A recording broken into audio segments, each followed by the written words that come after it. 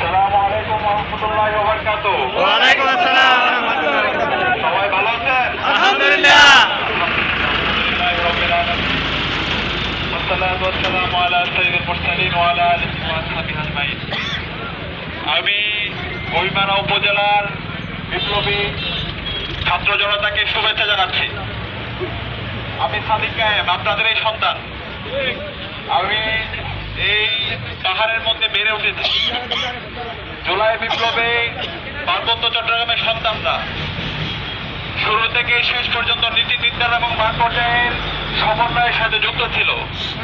যখন internet black out ছিল, curfew জারি ছিল, সেই সময়ে দেশের মুক্তিকামী ছাত্র জনতাকে সাথে নিয়ে আপনাদের এই পাহাড়ের সন্তানরা আন্দোলনের নেতৃত্ব দিয়েছে। এবং ব্যক্তি সাদিক কায়েম না, আমি আপনাদের এই সন্তান। আমি এস এম ফরহাদ এবং যারা নেতৃত্ব দিয়েছে, আমরা নেতৃত্ব দেওয়া মানে খাগড়াছড়ির মুক্তিকামী ছাত্র জনতার নেতৃত্ব দেওয়া। আজকে জুলাই বিপ্লবের মাধ্যমে আমাদের 2000 ভাই বোনের শাহাদাতের মাধ্যমে আজকে আমরা নতুন বাংলাদেশ পেয়েছি।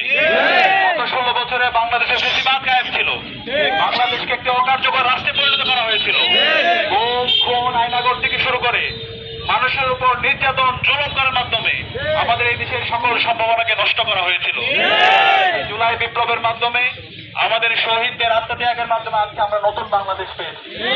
এখন এই নতুন বাংলাদেশে আমাদের সবার স্বপ্ন হচ্ছে একটা বৈষম্যহীন ইনসাফ ভিত্তিক বাংলাদেশ বিনির্মাণ। আমাদের সাথে আছেন? এই ইনসাফ ভিত্তিক বাংলাদেশ বিনির্মাণ করার জন্য আমাদের লড়াই সংগ্রাম জারি রাখতে হবে। ইনসাফের প্রতীক কি? প্রতীক কি? দাঁড়িপাল্লা। ইনশাল্লাহ দাঁড়িপাল্লা তারুণ্যের প্রথম ভোট হবে ইনশাআল্লাহ। বাংলাদেশে নতুন বাংলাদেশে কোনো চাঁদাবাজের ঠিকানা হবে না, টেন্ডারবাজের ঠিকানা হবে না, কোনো সন্ত্রাসের ঠিকানা হবে না, কোনো দর্শকের ঠিকানা হবে না। এই নতুন বাংলাদেশে যারা সত্যের পথে থাকবে, যারা সৎ লোক আদর্শ দেশপ্রেমিক হিসাবে বাংলাদেশকে ধারণ করবে, তাদেরকে এই নতুন প্রজন্ম গ্রহণ করবে। উপস্থিতি আজকে এখানে বাংলাদেশ জামাত ইসলামী নেতৃত্বরা উপস্থিত হয়েছেন, তাদের ছাত্র শিবিরের নেতৃত্ব উপস্থিত হয়েছে, পার্বত্য চট্টগ্রামের মুক্তিকামী ছাত্র জনতা উপস্থিত হয়েছেন। আমি সবাইকে, সাধারণ ছাত্র জনতা থেকে শুরু করে আমাদের খালারা উপস্থিত হয়েছে, সবাইকে আন্তরিক মোবারকবাদ জ্ঞাপন করছি। আগামীর এই বাংলাদেশে শহীদদের আকাঙ্ক্ষার আলোকে বিনির্মাণ হবে ইনশাআল্লাহ।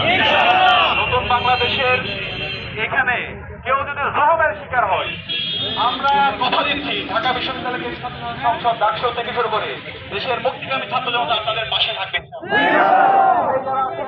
তারা নিরাপদে ব্যবসা করবে। কেউ যদি চাঁদা নিতে আসে, প্রতিবাদ করবেন, আপনাদের সাথে ছাত্র জনতা আছে। বাংলাদেশে এখন কোনো বৈষম্য চলবে না। যারা ছাত্ররা আছে এখানে অসংখ্য শিক্ষার্থীরা উপস্থিত হয়েছে। শিক্ষার্থীদের কাছে যে পড়াশোনা করা, শিক্ষার পড়াশোনার মান উন্নয়নের জন্য যা যা করা দরকার, সেটা আমরা নতুন বাংলাদেশে বিনির্মাণ করবো ইনশাআল্লাহ। সংস্কার হবে ইনশাআল্লাহ। আমাদের এই অঞ্চল আমরা বেড়ে উঠেছি, পার্বত্য বিভিন্নভাবে অবহেলিত ছিল। পার্বত্য চট্টগ্রামের যে সম্ভাবনা, এই সম্ভাবনাকে যদি আমরা যথাযথভাবে কাজে লাগাতে পারি, বাংলাদেশ রাষ্ট্রের মতো 10টা বাংলাদেশকে আমরা চালাতে পারবো ইনশাআল্লাহ। এই বাংলাদেশের পার্বত্য চট্টগ্রামের যে ন্যাচারাল রিসোর্স আছে, সেই রিসোর্স